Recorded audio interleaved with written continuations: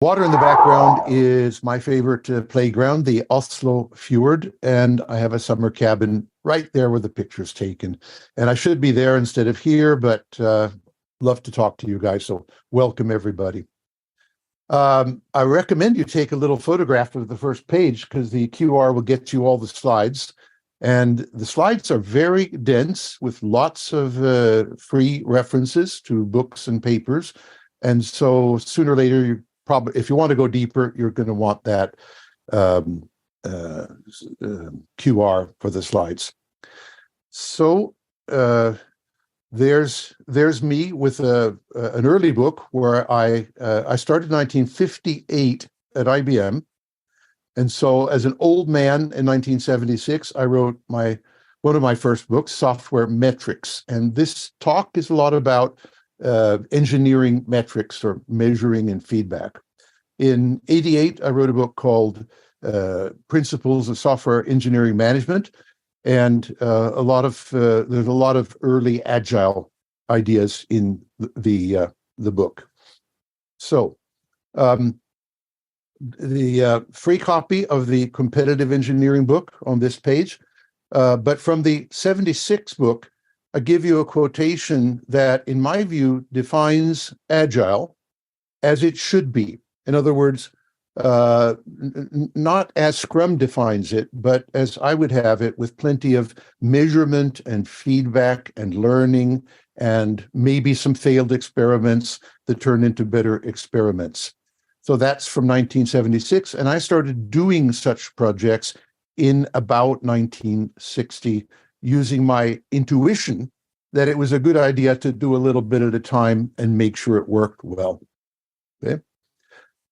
A friend of mine, Dane, recently gave me this book reference, new book, Getting Big, How Big Things Get Done by Bent Friedberg, professor in Oxford and in Denmark. And I highly recommend the book, really interesting read. But he concludes that 99.9% of all the large projects, and these are, of course, not just IT, but they're partly IT projects, but a lot of them are skyscrapers and films at Pixar and things like that. There is a 99.5% failure rate on at least one of three areas: budget, time, and benefits. And only 0.5% actually deliver the benefits along with on time, under budget. So only 0.5% projects are fully successful. Very interesting. Where are you? Are you in the 0.5%? My ideas are aiming to help you move towards that 0.5%. Okay. He gives as one example the Frank Gehry, the architect, think Bilbao, Guggenheim Museum, and the Spruce Street skyscraper in Manhattan, which is pictured here. And I love this guy. He makes it his business to deliver whatever crazy architecture he has thought up at a price the owner can afford and on time. And he does it by deep planning, thorough, deep and wide planning, I call it. And you might wonder, hey, that sounds like waterfall to me, not agile. Actually, the deep plan is extremely agile. He goes through 60 or 70 iterations of learning with digital twins and things like that before they start actually building. And then the building itself, they also do iteratively, if you like, one story of the building at a time, with a learning process that got the Empire State Building to go 3 times faster towards the top in its time. Anyway, some people know how to deliver even very complex projects, but the bottom line is through deeper planning than most of you are willing to do today. We have a culture where dive in and start coding and hope for the best seems to be, and for God's sake, no bureaucracy like clear requirements or designs or quality control or anything like that. Now, I use the word engineering in the title, and so and I've defined about 700 terms. you like them there, but I've defined engineering using ideas from Texas, Billy V. Cohen, University of Austin, and I've rewritten it to my own satisfaction, but here it is. And I'm not going to read it. I'm just saying I have my own definition of what I mean by engineering. And I use, of course, the word engineering in my books. So now a lot of people say software engineering and they mean coding. And I don't mean coding, I mean engineering, okay? Not only that, but I mean systems engineering, even if you're dealing with software, because software has to fit into hardware, internets, databases, people, laws, everything else. So I'm at all times, even when very focused on an IT system or a software system, thinking the whole system is a necessity for managing to do things on time, under budget, and at a high quality level people dream about. Okay. We have a bad habit that many of you will recognize called focusing on users and customers and use cases, user stories, UX. I think it's about time, if we're going to do complex, large-scale projects as opposed to trivial projects that anybody can do, then we have to go the same route that systems engineers have long since gone, and that is to stakeholder analysis. And here's a little free booklet for you called Stakeholder Engineering. Here are some examples of different stakeholders, slightly enlarged here. And these many stakeholders are dealing with the values that Lightspeed was talking about. And here's an example of a set of critical values for a particular project. Okay. So in other words, serious agile engineering needs to go the stakeholder route, and they need to quantify, as I shall point out in more detail in a moment, the critical factors that define the benefits, define the values, define the qualities of the system. And as I just pointed out indirectly, but like to be a little more explicit about, we need to think of benefits and costs in the multiple. In other words, maybe 10 different values, not just the value we make a profit, something like that. And maybe 5 different costs, including technical debt for us software engineers, not just the capital cost of building a system. So when I talk about agile engineering, I'm talking about, and here's an example of doing it, a multiplicity of different values, a multiplicity of different costs, and a multiplicity of different sub-architectures, designs, and strategies. And I'm talking about evaluating how good the architectures or strategies are for each value, for this value and that value, and we don't know about that value, and for the costs. So ask yourself I'm sure you have at least top 10 critical values. I'm sure you have at least 4 or 5 critical costs. I'm sure you have at least 10 very interesting architectures, sub-architectures, and strategies. But do you know how to take an impact estimation table like this and estimate how they're doing, and later fill in feedback how well, in fact, they're doing when implemented?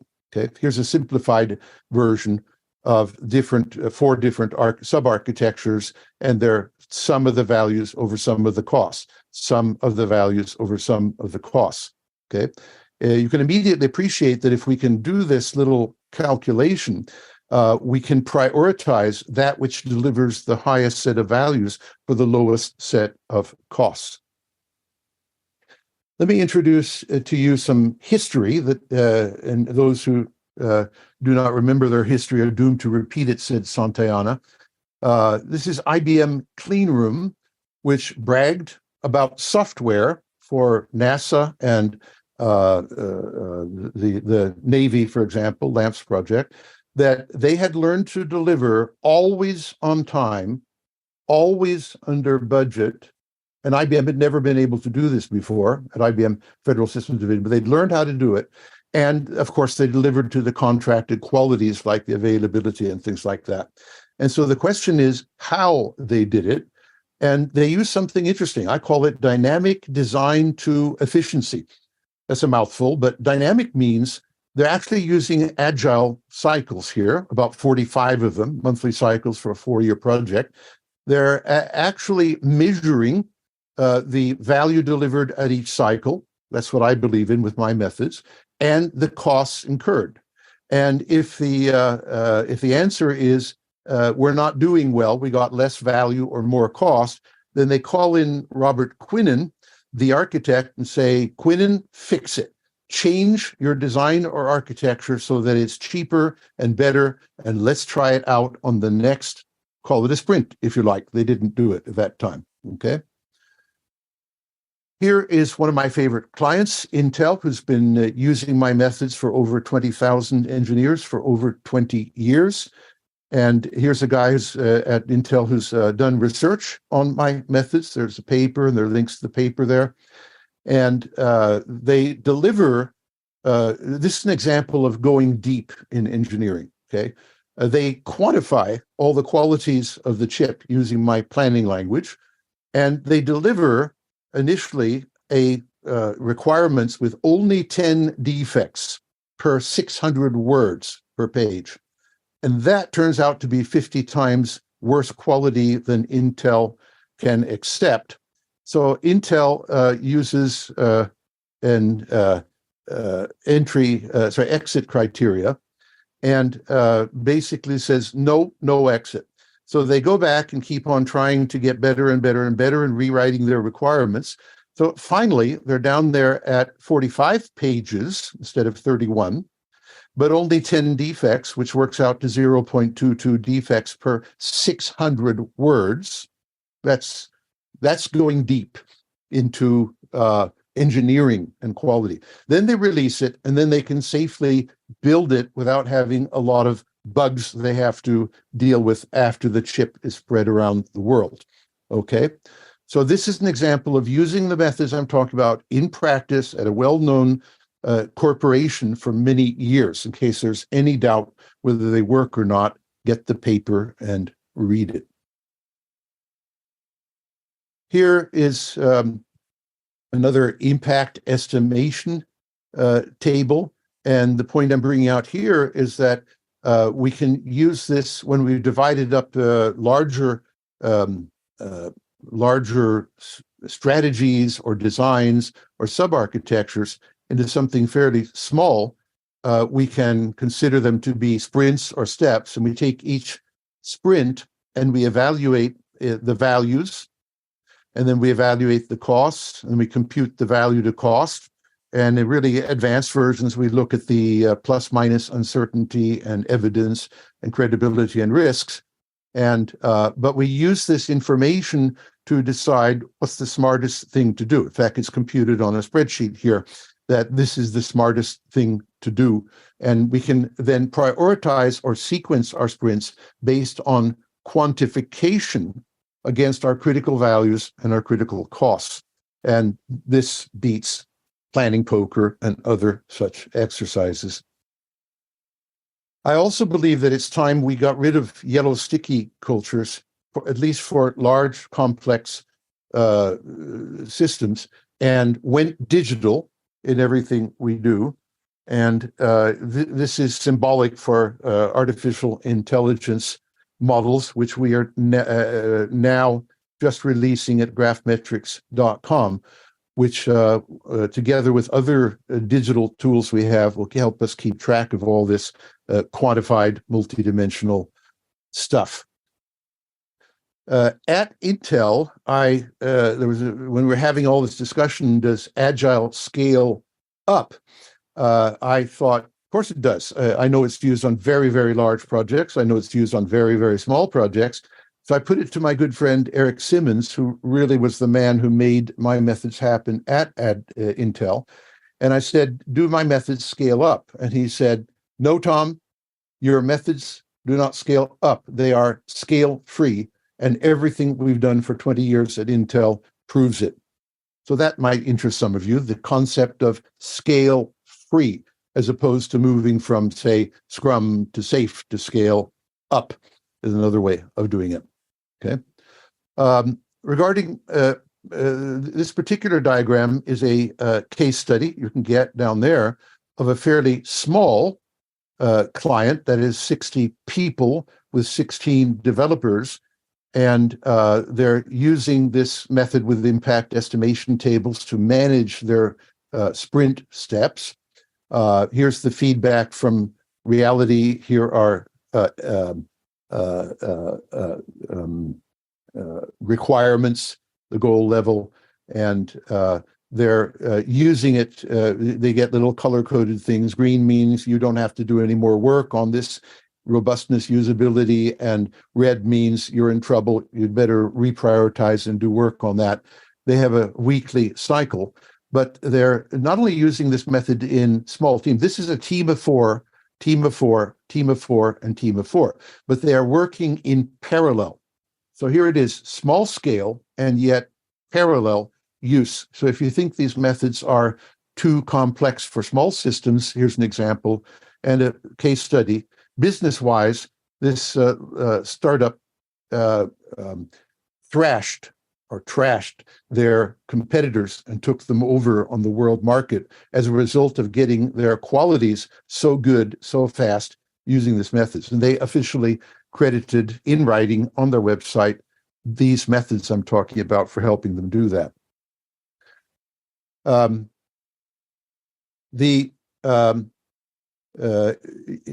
Here are some principles. I like to summarize everything in principles of Agile engineering. We can focus on one. We need to quantify the critical improvement objectives, okay, and estimate how good our designs are for the objectives, all right? And then some other stuff that I'm going to show you by example, how to do it. Okay, here's a little free booklet called Value Agile and other stuff to get into this way of managing things. I was interested in giving away my methods to everybody, and there's a gang called Essence, led by Ivar Jakobsen, who invented UMLs. UML, yeah. And I've written up my methods as a set of 100 different micro practices, so you can pick a micro practice and plug it in. In other words, you don't have to accept the whole method and all the training for the method X. You can be wherever you are, and you can pick one single idea that you like and try it out. And then if you like that, maybe a month later, pick another method. So I've decomposed the methods so that you can pull them in free and independently. And there's the free book to do it. Later, this will be a part of Essence, whose ideal is exactly that we'll be able to pick and choose from methods without having to buy into a Scrum or less or SAFe or any other thing there. Now, here's another free book if you're interested. I've been collecting for about 2 years. Every time I find a new method that Musk uses, I put it in my book, so you can get the collection free right there. 8th of May, I put in the Tesla production process, a deep German paper on it.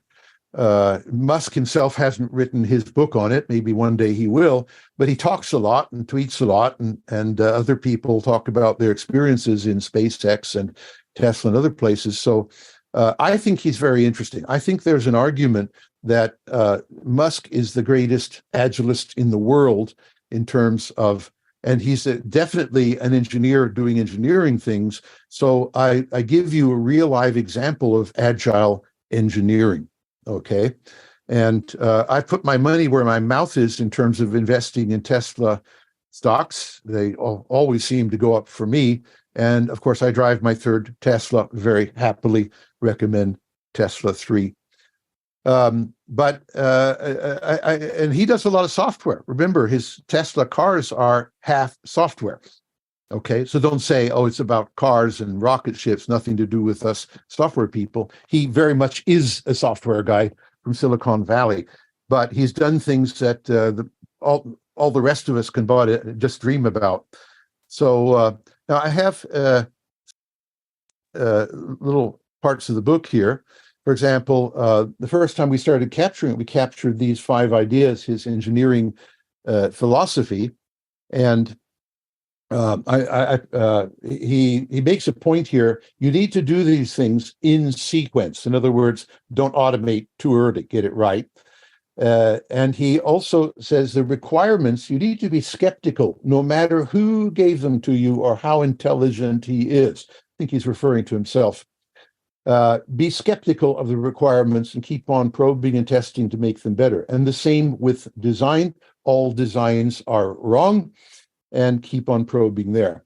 And then, but a beautifully simple set of ideas, which it turns out he has permeated his whole company. I was listening to the 1st of March investors video, which anybody can get, and I could see that the whole of Tesla had brought in these ideas and was applying them and getting better and better year by year as a result of constant improvement.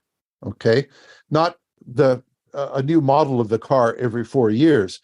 How about many parts of the car new every day is more like what's going on there. So this is, I don't know if we want to call it lean startup, but it's much more than that, lean production, Musk style.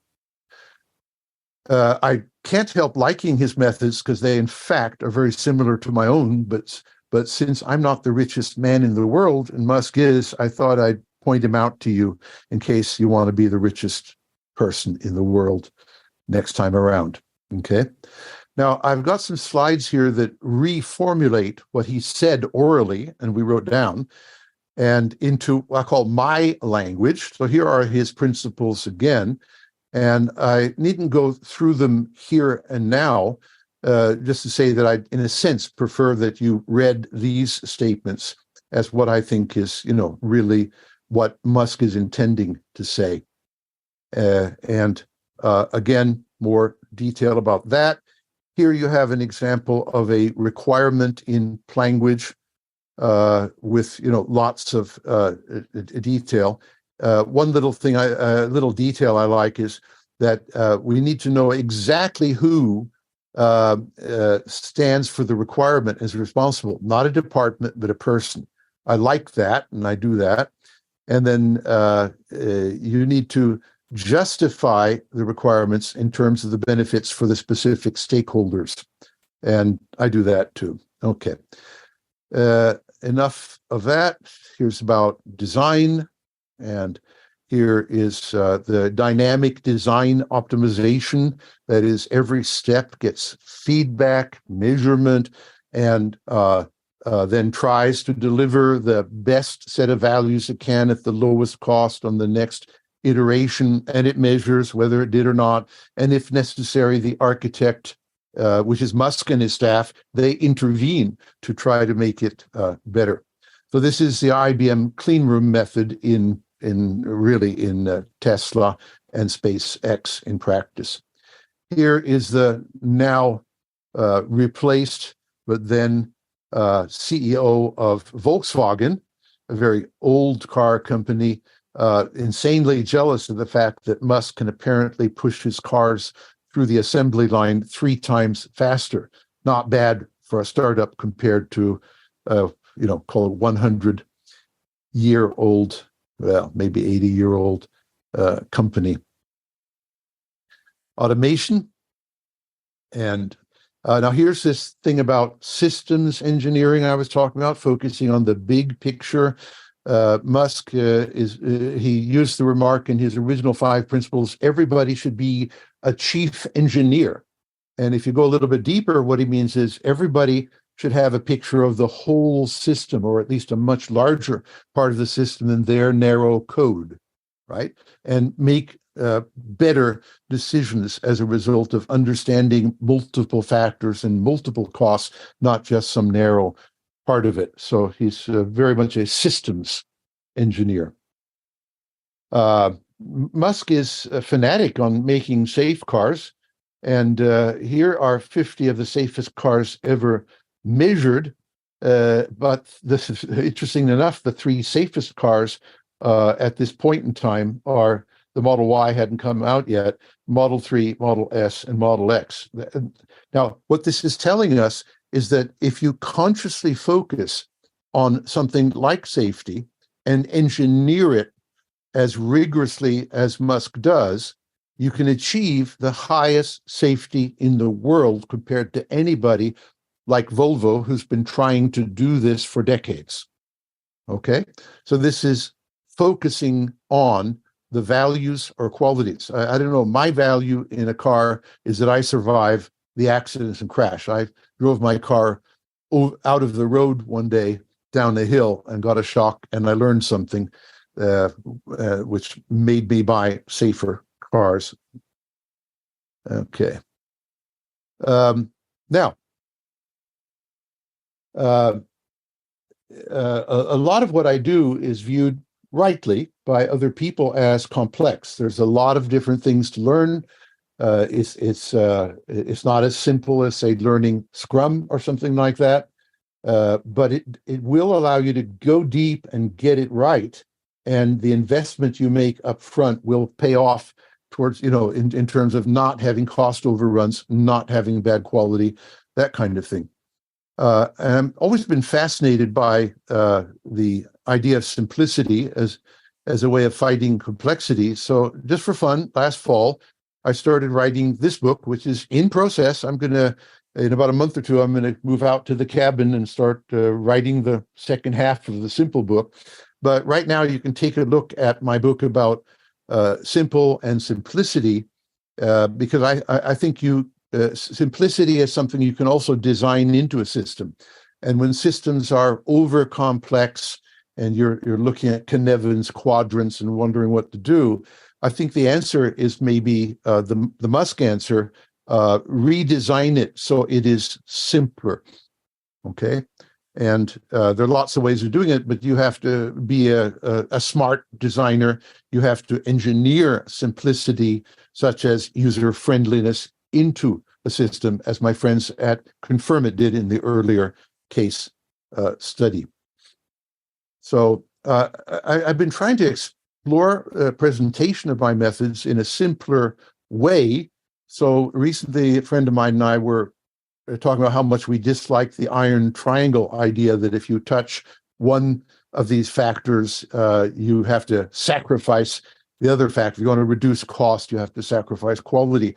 And we're very much against that idea. And we believe it's possible to reduce costs and increase quality at the same time by design. Now, those who don't understand design and can't do design do not believe or understand this. So we invented a thing called the Penta, which brings in design very explicitly, and a few other things that are not in iron triangles. They're all defined here, but it's a way of saying we reject totally this false ideas promulgated by things like the Project Management Institute still about iron triangles. We want to promote the idea that you can have your cake and eat it too if you know how to design safety, for example, as an engineer. Musk does this. He reduces the cost of his vehicles while increasing central qualities like safety. So there's the proof of the pudding on a large scale. The last week, I read a book by the same guy who had these 0.5% successful projects, Bent Fleabjerg, and I started thinking about my own Evo cycles, some credit as being the earliest published Agile cycles, by the way, and I began questioning whether I had a good enough and general enough way of thinking about these things. So I wrote a little paper which is freely available. It's on my LinkedIn website, where I began to explore different phases, like here's startup and planning, here is building a system, and here is maintaining a system. And there are things outside this, like feedback to the organization. And it began looking at, for example, my methods. I always try to do wide for a week and then dive deep into a sprint and start delivering. That's my Evo method.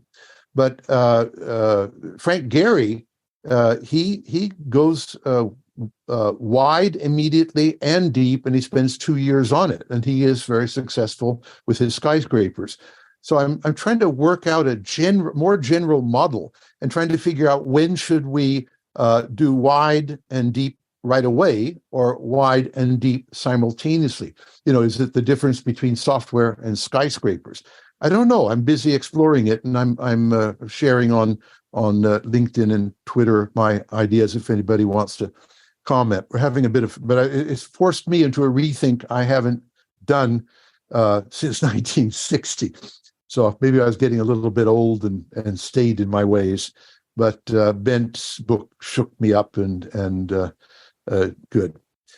Okay, so that's the end of the presentation after less than 40 minutes. Sorry if I went too fast, but the idea is I throw some hopefully interesting, challenging ideas at you. I give you whole books to go into depth for those who can read, and sometimes even some videos for those who prefer not to read. Here's one of my book for 2018 Technoscopes. That's 100 tools to look at complex and complicated systems and understand them. Okay, so have a bit of fun with that.